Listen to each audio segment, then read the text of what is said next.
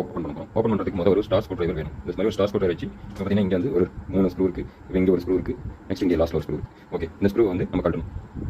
இப்போ கழட்டி எல்லா ஸ்க்ரூவையும் கழட்டிட்டு நம்ம இப்போ இங்கே இருக்கிற ஸ்க்ரூ எல்லாத்தையும் கழட்டிடுறோம். கழட்டிட்டு நம்ம இதை ரிமூவ் பண்ணுறோம். ரிமூவ் பண்ண பார்த்தீங்கன்னா இப்போ பார்த்தீங்கன்னா இதுக்குள்ள ஒரு போர்டு இருக்குது. ஓகே, இதுக்குள்ள ஒரு போர்டு இருக்குது. அந்த போர்டை நம்ம இங்கே இருக்கிற ஒரு ஸ்க்ரூ வச்சு கழட்டணும். ஓகே,